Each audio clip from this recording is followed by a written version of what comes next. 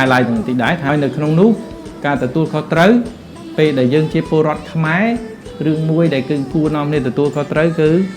ប្រពៃណីទំនៀមទម្លាប់របស់យើងឃើញអាភាពផូរផង់ហ្នឹងយើងគួរនាំគ្នាចូលរួមថែ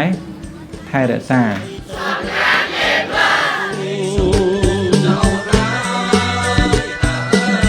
ព្រលឹងសួរមកបើសង្ស័យអរគុណខ្លាំងណាស់ម្ចាស់ថ្លាមថ្លៃអូនពិតសង្ស័យពុនប្រមាបងចូលឆ្នាំថ្មីស្រីសង្កាលោកទេពធីតាមហាសង្ក្រាន្តថ្ងៃអីឈ្មោះអីស្ដីសន្និដ្ឋានតើមានប៉ុន្មានទេធីតាអត់ព្រៃកបលមហា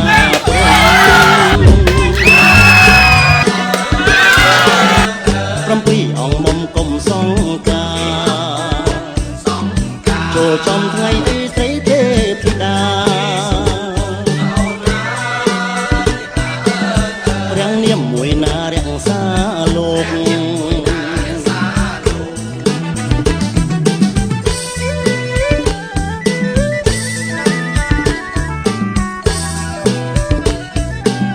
បើសិនចូលឆ្នាំចំថ្ងៃអាទិត្យ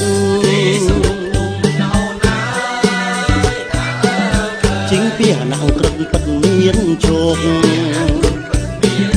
តុងសាទេវីថែសក្តិលោកអូ